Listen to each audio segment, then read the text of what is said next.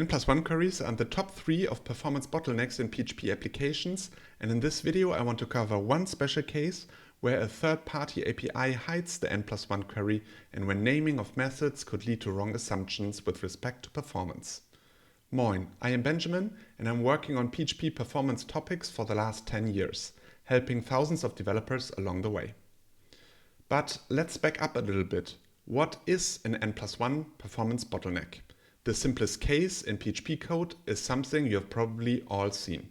A single database query directly in the code first, then a loop around the results, and each loop, the iteration runs another database query, just changing the parameters.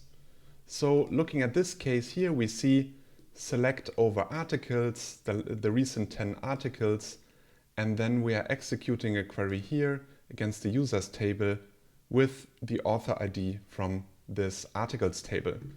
One thing you will notice here, I added a SQLite user-defined function to slow down this query so that we can see this in a profiler easier. This code is purposely simplified to show the point about N+1 performance bottlenecks. And in your code, you probably have various degrees of layers between this raw database queries. But this video is especially about hiding N+1 queries behind these layers, so we will see later what the problem is. You can use a PHP profiler to see the effects of N+1 queries on performance, and you find a link to the 6 best PHP profilers in the description of this video. In this video I will use Tideways, as that is the profiler my team and I wrote, and because it has SQL query profiling and N+1 detection built in. Let's look at the code, what's happening here. So I opened the controller, the load card method, and going to step through that. So load card calls add line items, and then what add line item is doing, it's calling add product. And what add product doing is it's calling card service add. And this switches from the Frosh bundle to a service. Card service is on Shopware itself. So for the authors of the Frosh bundle, it's now sort of a switch from their API to a third-party API, the Shopware core. And what is the card service add method doing? And that it's the one that's can sort of like lead to confusion. It calls add item root add, and then let's go to the concrete implementation here. What does it do? It adds something to the card. And what it's doing then, it's also calculating something again and then saving the card. So the add method also saves the card into the database. And one thing that we can see is, if we go back to the card service here, then we can see the API is built in such a way that it can work with just a single item, but it's also perfectly fine to work with multiple items. So the crossover between the third-party API to the own API to the third-party API sort of made a small mistake where they sort of used the inefficient way of doing it inside a loop, calling this over and over again, instead of using the more efficient approach. So you're probably asking yourself, how does this relate to third-party APIs and N+1 queries in them? In recent customer consulting, we looked at this Frosh platform share basket module, and it was used in the customer store. It allows users of the store to share baskets with each other, and they used it to share like really big orders of hundreds of line items and very complex calculations.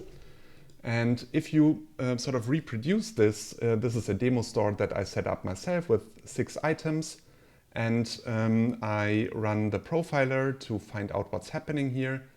So what I'm doing in Tideways, I click on trigger trace, I generate sort of a token here for me to append to the URL. So this is a short-lived token to generate profiling information with sort of a secret key. And then going back on the my core graphs list, it generates a core graph for me. I can see this core graph. It's much more complex than the one we saw before. And specifically what we can see here is this section of the code calling the share basket controller. This is from the Frosh module that I showed you.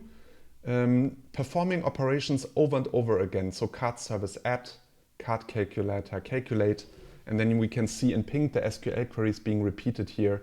Insert cart multiple times, selecting the product multiple times. So this is a sort of N+1 problem that is happening here. So I refactored this and opened a pull request to only call the cart service add method once for all the shared line items. And let's look at the code a little bit. So if you remember the add line item method called add product, and this one added it to the cart already. What the change code now does is it keeps the product here, attaches this to the line item, and then at the end of this method, add line items, it adds all the line items at once. And this leads to the cart only be saved once, also the cart calculation only being done once. And this reduces the amount of sort of like database operations quite a lot, makes the performance much faster. And in this pull request, I also showed this sort of comparison between the old and the new way for this customer, where this change alone improved the performance by 3.5 seconds in their case. So let's go back to our simple demo store and generate the profiling data again. So another core graph token for me here. I adjust the URL. I go back to this screen, waiting for the results. So we have it here. You already see it's much faster than the request before. So it's 400 milliseconds less. And we can see cart service add only called once, calculate is only called once, and also the queries here are not executed really in sort of like N+1 fashion anymore. Instead, they are only done once, and it's like way more efficient this way. So this was a quick demonstration of how a third-party API sort of can hide its internals in a way that it makes N+1 queries quite simple for users to make, and where sort of like how big an improvement can be to refactor this away and make sure that the queries are only executed a single time. If you like this type of PHP performance content, I would be really happy if you subscribe to this channel or click the link in the description to our newsletter, and I hope to see you soon. Bye!